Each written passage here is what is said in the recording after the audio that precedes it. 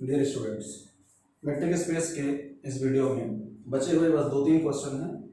ये पेपर में जो आए हुए हैं इसको देख लीजिए और अच्छे से तैयार कर लीजिए। लिखा है let x D be a metric space and let एक दूसरा डिस्टेंस फंक्शन है d d asterisk x Y equal to minimum of 1 d x y. आगे कह रहा है कि then prove that d asterisk is a metric on x. ये एक मैट्रिक डिफाइन है तो दूसरी मैट्रिक को आपको एक दी गई है और उसकी हेल्प से दूसरी मैट्रिक जो आपको डिफाइन की गई है, दूसरा डिस्टेंस फंक्शन डिफाइन किया गया है, ये दिखाना है कि हाँ ये एक मैट्रिक है। इसका मतलब आपको दिखाना है कि जो डी एस्ट्रिक है ये मैट्रिक स्पेस की चारों प्रॉपर्टी को सेटिस्फाई करता है। अब क्या क्या है, देखिए सबसे पहले बात करते हैं कि इसमें आपको क्या दिया गया है। पहले हम लोग ये देख लेते हैं। आपको कहा गया है एक्स डी एक मैट्रिक स्पेस है। आप इसको मान लेंगे late x D be a metric space, B a metric space. एक क्वेश्चन इस पर डिपेंड आप लोगों को और बताया गया है, उसको आप लोग जरूर तैयार कर लीजिएगा। उसमें इसमें कोई ना कोई एक क्वेश्चन आपको हर हाल पेपर मिल जाता है। एक ऐसे बताया गया होगा d asterisk x Y equal to d x y upon 1 plus d x y. ये क्वेश्चन इससे कहीं ज़्यादा इंपॉर्टेंट है, तो ये हो सकता है पेपर में आ जाए। डी एस्ट्रिक के बजाय रो एक्स वाई या एल ए बी कुछ भी नोटेशन में आ सकता है। तो देखो एक्स डी मैट्रिक स्पेस दिया है तो देन अब ऑलरेडी आपके पास चार प्रॉपर्टी हैं। पहली प्रॉपर्टी क्या होती है, D x Y greater than or equal to 0 for all x Y belong X. Second property होती है D x Y equal to 0 if and only if x equal to y। Third property है symmetry dxy equal to dyx। Fourth और last property जिसको हम लोग कहते हैं triangle inequality dxy plus dyz, ये होता है greater than or equal to dxz। ये आपको चूंकि ये इसमें दिया गया था कि एक्स डी मैट्रिक स्पेस है, इस बेसिस पर ये चार प्रॉपर्टी हम लोगों ने लिख लिया। अब जो है हमको जो डिस्टेंस फंक्शन डिफाइन किया गया है, जो ये function d star x Y equal to इतना दिया गया है, हमें इसे साबित करना है कि ये चारों प्रॉपर्टी को फॉलो करे। माने एक बार हमको दिखाना होगा d asterisk x Y greater than equal to 0, d asterisk x Y equal to 0 if and only if x equal to y. माने चारों प्रॉपर्टी आप दिखाएंगे और जहां आपको जरूरत पड़ेगी आप इन चारों की हेल्प भी लेंगे। देखिए कैसे दिखाया जाता है। ये तो हम आप मिटा दे रहे हैं।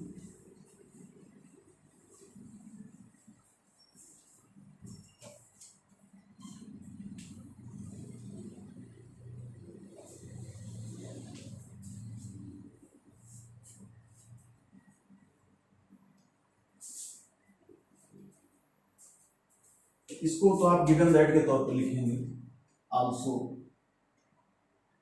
D asterisk x Y equal to आपको दिया है मिनिमम ऑफ, किसका मिनिमम है 1 डी एक्स वाई, यानी दोनों में जो छोटा है वही डी स्टार एक्स वाई के इक्वल लिया गया है। तो then d star d asterisk जो भी आपके लिए सुटेबल हो satisfies following प्रॉपर्टीज। अब कौन कौन सी प्रॉपर्टीज होती है याद करिए। सबसे पहले हमको दिखाना होगा d asterisk x Y greater than or equal to 0। अब समझते हैं, आप ऐसे सोचो कि डी एस्ट्रिक एक्स वाई इन दोनों का मिनिमा है। अगर वो 1 के बराबर होता है तो भी 0 से बड़ा है, और अगर वो डी एक्स वाई के इक्वल होता है तो d x y by first property greater than or equal to 0 है। देखिए ऐसे आप कहेंगे कि if d asterisk x Y equal to, तो निश्चित रूप से ग्रेटर देन 0 हो गया। And if d asterisk x y वो क्या है, वो डी एक्स वाई है, तो पक्का है ये तो 0 से बड़ा या बराबर है। ये कहाँ से है, ये है फ्रॉम 1 फर्स्ट प्रॉपर्टी से। अगर दोनों को हम एक साथ करें, ये कहता है कि ग्रेटर देन 0 और ये कहता है greater than or equal to 0, तो therefore d asterisk x y क्या हो जाएगा, greater than or equal to 0 for all x y belonging capital x, यानी ये non negative real value function है। दूसरी प्रॉपर्टी क्या होती है, डी एस्ट्रिक एक्स वाई को 0 के बराबर करें तो एक्स इक्वल टू वाई, और वो भी बोथ पे।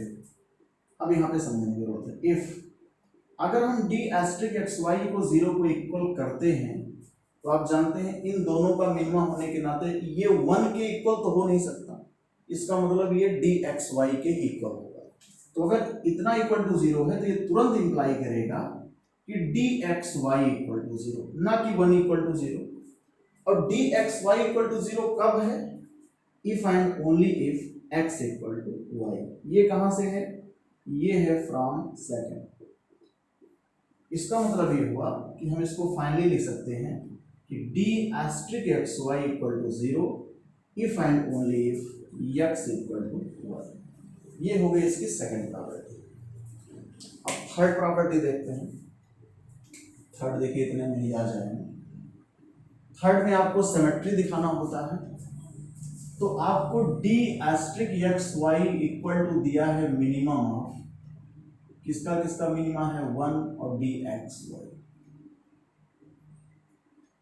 देखिए थर्ड प्रॉपर्टी का अगर हम यूज करते हैं तो 1 में तो कुछ होना नहीं है, लेकिन डी एक्स वाई को डी वाई एक्स जरूर लिख सकते हैं। ये कहां से लिखा गया है, ये फ्रॉम थर्ड है, ये इतना हो गया। अब ऐसे ही सोचो कि अगर d asterisk x Y equal to minimum आप इतना लिखा है तो ये कितना हो जाएगा, ये हो जाएगा डी एस्ट्रिक वाई एक्स, और इसी को बोलते हैं सिमेट्री प्रॉपर्टी, कह सकते हो। Therefore symmetry property is satisfied. अब जो सबसे ठीक ठाक प्रॉपर्टी होती है जिसमें थोड़ा सा आपको मेहनत करनी होती है वो होती है ट्राइंगल इक्वलिटी। थोड़ा सा उसको ध्यान रखना पड़ेगा आपको। देखिए कैसे करते हैं।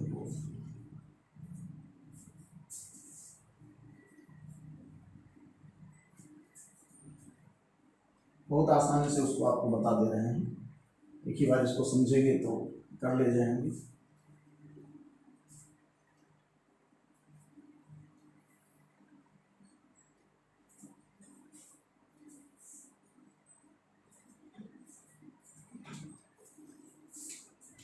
तो फोर्थ प्रॉपर्टी ये है, उसमें आपको जरूरत है 3 एलिमेंट की। आपने कहा let x Y Z element of x, तो यहां पे भी आपके पास 3 कंडीशन है। कौन कौन सी, जैसे आप ये कहते हो कि डी एस्ट्रिक एक्स वाई हो सकता है कि 1 के equal, d asterisk y z ये भी 1 के इक्वल हो, और डी एस्ट्रिक एक्स जेड ये भी इक्वल टू 1। या हो सकता है कि सब लोग दूसरी कंडीशन जो दी गई है डी एक्स वाई।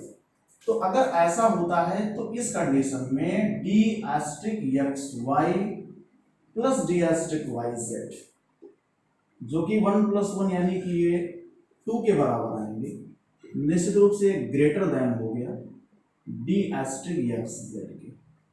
यानी एक कंडीशन हमको यहां से ये मिल गई कि d asterisk x y plus d asterisk y z only greater than d asterisk x z. एक तो ये हो गया। सेकेंड कंडीशन क्या हो सकती है, इफ सपोज दैट कि चूंकि हमको दोनों का मिनिमा लेना है तो हो सकता है 1 हो या हो सकता है डी एक्स वाई हो। चलो हमने कह दिया कि चलो आप डी एक्स वाई, अब बनाई जाए तो 5 केस बन जाएगी, लेकिन 5 केस या 50 केस की जरूरत नहीं होती है। डी एक बार ये 1 है तो ये ऐसा है तो वो ऐसा है, कंक्लूजन वही निकल जाता है। और d asterisk x z equal to suppose that d x z, मान लीजिए एक दूसरे के सब बराबर है। तो therefore d asterisk x y plus d asterisk y z, अब ये तो सीधे सीधे इक्वल हो गया ना, ये हो गया d x y plus d y z, और बाई फोर्थ प्रॉपर्टी जो वहां आपने लिखा है यही इतना क्या हो जाएगा, ग्रेटर देन और इक्वल टू किसके, डी एक्स जेड के। और यही डी एक्स जेड किसके इक्वल है, डी स्टार एक्स जेड के, ये ना। अब देखिए भले ये इसके इक्वल है ना, लेकिन ये क्वांटिटी तो उससे बड़ी या बराबर है, यानी कि आप सीधे सीधे लिख सकते हो d asterisk x y plus d asterisk y z greater than or equal to d asterisk x z. एक में greater than or equal to है और एक में ग्रेटर देन है, तो दोनों कॉमन करेंगे तो greater than or equal to. तो ओवरऑल ये कहा जा सकता है कि therefore d asterisk x y plus d asterisk y z, अब ग्रेटर आर इक्वल इसी का आगे लिख दे रहा हूं, डी एस्ट्रिक एक्स जेड। आप कहेंगे कि देयरफॉर ट्रायंगल इनइक्वालिटी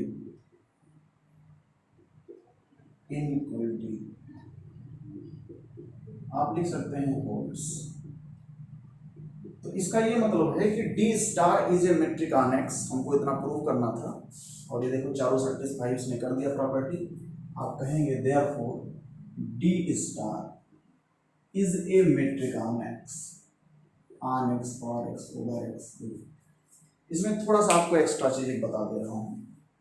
दरअसल होता क्या है, कभी कभी जैसे इतना ही पूछा गया है ये तो अलग बात है, कभी कभी यहाँ पर एक वर्ड आ जाता है जिसको बोलते हैं बाउंडेड मेट्रिक स्पेस। तो बाउंडेड मेट्रिक स्पेस में बस थोड़ा सा बढ़ जाएगा, इसका ये मतलब हो गया कि x d star is a metric space. हमने प्रूव कर दिया कि हाँ ये एक मेट्रिक स्पेस है।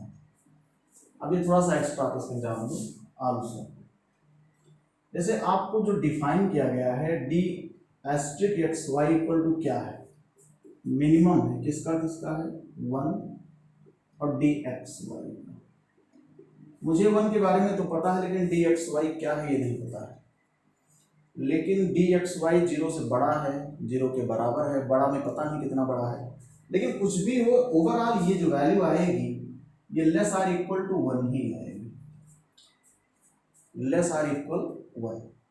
भाई अगर डी एक्स वाई 0 मान लीजिए 0 हो जाता है तब वो लेस में आ जाएगा, इक्वल हो जाता है तो ये 1 आ जाएगा, ग्रेटर हो जाता है तो चूंकि मिनिमा लेना है तो 1 आ जाएगा। तो इसका ये मतलब हो गया कि d asterisk x y less or equal 1 for all x y belonging capital x. इसका मतलब चाहे जो दो एलिमेंट हम एक्स का चूज करें उनके बीच की जो डिस्टेंस है वो लेस आर इक्वल 1 है, और यही बाउंडेड की डेफिनेशन होती है। आप कहेंगे कि therefore x d asterisk is a bounded metric space. अगर मान लीजिए कि इतना ना करके ये लिखकर चला आता है तो उस एक लाइन आपस में बढ़ा देंगे और ये काम आपका बन जाएगा। यही इतना था इसमें। अभी तो मेट्रिक स्पेस में मुश्किल से 2-3 टॉपिक और बचे हुए हैं। इस चैप्टर के बाद मैंने देखा कि सबसे ज़्यादा जो पेपर में आया हुआ है वो है यूनिफॉर्म कन्वर्जेंस। यूनिफॉर्म कन्वर्जेंस में चाहे वो ड्रेचलेट टेस्ट हो, यमन टेस्ट है, वेस्ट्रास टेस्ट है, और उस पर क्वेश्चंस हैं, तो मैं इसके बाद वही कवर कर लूँगा। बाकी कॉम्प्लेक्स है, न्यूमेरिकल है, वो सब तो आसान पेपर है। रियल में थोड़ा आपको मेहनत थी, थोड़ा जो भी हो पा रहा सहयोग आप लोग कर रहे हैं। अगर इससे भी काम आप लोगों का नहीं बनेगा तो आप लोग थोड़ा सा लाइव क्लास दे देंगे, लेकिन कोशिश करिए कि काम इससे बन जाए। देखिए आगे क्वेश्चन जो है, ये क्वेश्चन 2018 का था। इसका आर पार्ट लिखा है कि prove that in a metric space every open sphere is an open set and every closed sphere is a close set. इसको बताना माने टाइम लॉस करना। इसका दोनों वीडियो ऑलरेडी आपको चैनल पे हमारे मिल जाएगा, तो उसको आप वहीं से कवर कर लेंगे, क्योंकि इसके बजाय हम कोई और बताएं जिसमें आपका टाइम बचे। अब मेट्रिक स्पेस में केवल एक क्वेश्चन आप और देखेंगे, और वो ये है, देखिए ये हमको बताने की जरूरत फिलहाल नहीं पड़ेगी, बस थोड़ा आपको हिंट दे दें। लिखा है let x D be a metric space. X D एक metric space, on non empties अटैक्स उस लिखने की कोई जरूरत नहीं है। आगे लिखा है कि शो दैट डी एस्ट्रिक, इनको एस्ट्रिक ज्यादा अच्छा लगता है लग रहा है, अब ये इधर आएगा नहीं। शो दैट लिखा हुआ है d asterisk x Y equal to 100, तो क्या फर्क पड़ जाएगा 100 से? 100 कुछ बिगाड़ नहीं पाएगा। D x y is a metric on x, is a metric on x. देखिए 100 रहेगा तो सब जगह 100 से मल्टीप्लाई होता चला जाएगा, उसे कोई बदलेगा नहीं, तो 100 देख करके इसमें भयभीत होने की जरूरत नहीं है। आप बिल्कुल वैसे ही जैसे अभी पिछला बताया गया उसमें तब भी थोड़ा मेहनत है, उसमें मिनिमम करके दिया गया है, ये तो डायरेक्ट क्वेश्चन है। 100 आ जाए, यम आ जाए, यन आ जाए, कुछ भी इस टाइप का रहे, सीधे सीधे अगर इक्वल टू दिया होता तो भी ऐसे हो जाता, वैसे 100 से मल्टीप्लाई होता रहेगा, इतना ही बोल सकते हैं। देखो थोड़ा सा हिंट दे देते हैं आपको, ये क्वेश्चन आपका 2017 का है। देखिए सारा क्वेश्चन आपकी बुक का या किसी भी एक बुक का किसी भी बुक से नहीं मिलता है, बहुत सारे क्वेश्चन में थोड़ा बहुत चेंजिंग कर दी जाती है। अब ये 100 हटा करके कुछ और लिख दें, नया क्वेश्चन हो, कुछ किसी नंबर से डिवाइड कर दें, मल्टीप्लाई कर दें, नया हो जाएगा। तो इसमें आपको जो है क्या दिया गया है, मेट्रिक स्पेस ऑलरेडी आपको दिया गया है। आप ऐसे बोलोगे since x d is a metric space, is a metric space. तो अब अगर ये मेट्रिक स्पेस दिया है तो 4 प्रॉपर्टी इसमें है। Therefore, डी सेटिस्फाइज, थोड़ा सा आपको बता देता कि आप आगे कर ले जाए, फॉलोइंग कंडीशंस, चूंकि दिया गया है तो हमें कंडीशंस ऑलरेडी ये सब फुलफिल हैं, इन्हें आपको नहीं प्रूव करना है, प्रूव तो कुछ और करना है। एक कंडीशन आपके पास ये, दूसरी कंडीशन आपको ऐसी दी गई है। अब ये लिखते लिखते डेफिनेशन वगैरह तो आपको सब याद ही हो गई होगी। तीसरी है D x Y equal to d y x, और आखिरी d x y plus d y z. इसमें एक टॉपिक और मैंने देखा है, पूछा गया है कंप्लीट मैट्रिक स्पेस। तो कंप्लीट मैट्रिक स्पेस टच होता है convergence of sequence in A metric space, तो बहुत आवश्यक नहीं, विशेष पर आया हुआ है, लेकिन अब एक नया टॉपिक पढ़ने के बजाय आप जो पढ़े हुए हैं उस पर पूरा जो है अपना फोकस दीजिए, क्योंकि आपके पास ऑप्शन बहुत रहेगा। ये for all x Y z belonging x है, नए में आप मेहनत करेंगे। अब यहाँ पर आपको क्या दिया गया है इसको देखते हैं। लिखा है d asterisk x Y equal to 100 D x y, ये आपको डिफाइन। तो क्या क्या प्रॉपर्टी सेटिस्फाई होगी, then d asterisk satisfies following conditions. अब फॉलोइंग कंडीशंस इस बार हमको लिखना नहीं, इस बार हमको इसे प्रूव करना है। पहली कंडीशन क्या होती है, हमको दिखाना है greater than or equal to 0, बहुत ही आसान सा है। हम यूज करेंगे 1 का, फ्रॉम 1 क्या कहता है, 1 कहता है कि d x Y greater than or equal to 0 है। तो अगर d x Y greater than 0 है तो 100 टाइम कर देंगे तो छोटा तो हो नहीं जाएगा, बराबर 0 100 टाइम कर देंगे तब भी वही रहेगा। इसका मतलब ये है कि अगर हम यहाँ पर 100 से मल्टीप्लाई कर देंगे तो भी ये वैल्यू इसको सेटिस्फाई करेगी, लेकिन 100 से मल्टीप्लाई कर देना ही तो आपका नया फंक्शन बन गया।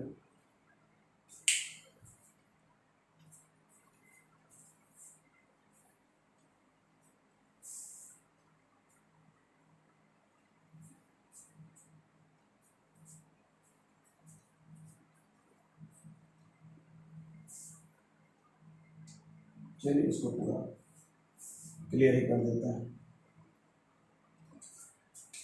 तो अगली लाइन में वहीं पर हम चाहें तो लिख सकते हैं d asterisk x Y greater than or equal to 0 for all x y belonging to x. यहाँ कुछ नया नहीं था, बस 100 को देख करके भयभीत आप हो गए, बाकी कोई बात नहीं। दूसरी कंडीशन क्या होती है, अगर हम डी एक्स वाई को 0 के इक्वल करते हैं तो डी एक्स, अच्छा एस्ट्रिक है, या आप चलो डी एक्स वाई 100 ही लेकर चला तो बताओ डी एस्ट्रिक एक्स वाई 0 करते हैं तो इसका मतलब 100 टाइम होगा, क्योंकि ये उसके बराबर है। अब 100 to 0 होगा नहीं, यहाँ पर d x Y equal to 0, और d x Y equal to 0 कब है? इफ एंड ओनली इफ, आगे आप लिख दो x इक्वल टू वाई। ये कहां से? ये है बाई सेकंड प्रॉपर्टी से। लेकिन काम तो हमारा यहाँ का बन गया कि डी एस्ट्रिक एक्स वाई मैंने 0 के इक्वल किया तो हमें ये कंडीशन मिली। ये दोनों कंडीशन एक ही होती हैं, माने दोनों एक में ही होती हैं। कहा जाता है 0 से बड़ा या बराबर है, लेकिन 0 के बराबर कब है? जब x इक्वल टू वाई है। दोनों को मिला करके नॉन नेगेटिविटी कहते हैं। जैसे आप लोगों ने इनर प्रोडक्ट स्पेस में पढ़ा था लास्ट में, अल्फा अल्फा ग्रेटर देन और equal to 0 and alpha alpha बराबर 0 कब? जब अल्फा बराबर 0। तीसरी कंडीशन देखते हैं, d asterisk x Y equal to क्या दिया है? 100 डी एक्स वाई है, और आप जानते हो कि 100 डी एक्स वाई को हम 100 डी वाई एक्स लिख सकते हैं। ये कहाँ से हो गया? ये बाई सेकंड में थर्ड प्रॉपर्टी। अब 100 डी वाई एक्स को सीधे सीधे आप डी एस्ट्रिक वाई एक्स लिख सकते हो। हो गया। आप कहेंगे देयरफॉर सिमेट्री प्रॉपर्टी सेटिस्फाइड, तो सिमेट्री प्रॉपर्टी भी सेटिस्फाई है, इज सेटिस्फाइड। इसका भी काम मिल गया। अब बचा ट्राइंगल इनइक्वालिटी। समझ में आपको आ रहा होगा, ये मुश्किल नहीं है कोई। Let x Y Z element of x,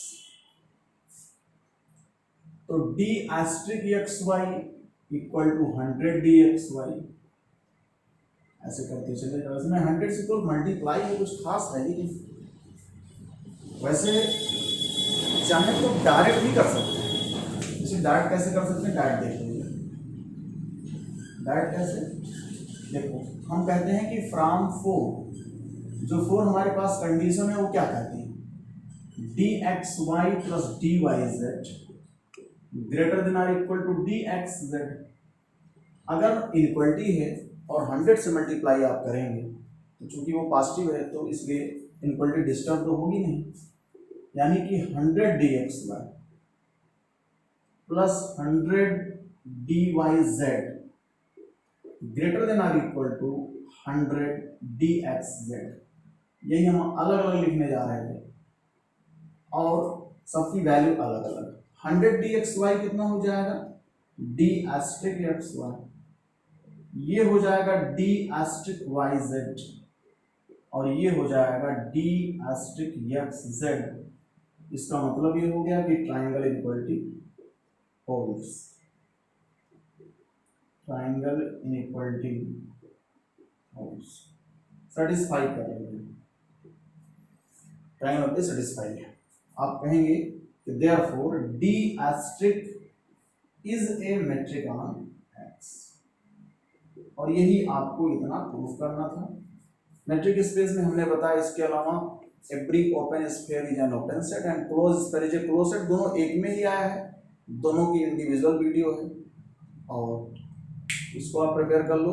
कुल मिलाकर के 3 से 4 वीडियो बनी, कोई बहुत ज़्यादा टाइम की नहीं, इसको तैयार कर लेंगे। नेक्स्ट जो है कोशिश करूँगा कि आज ही आपको यूनिफॉर्म कन्वर्जेंस, अब आपकी जिम्मेदारी है कॉम्प्लेक्स न्यूमेरिकल और टेंसर डीजी को देखिए, रियल एनालिसिस में थोड़ा बहुत आपकी हेल्प कर रहा हूँ, या डिफरेंशियल ज्योमेट्री में भी ज़रूरत होती है तो उधर जो कुछ फंडामेंटल इक्वेशंस हैं उनको मैं बताऊँगा आपको।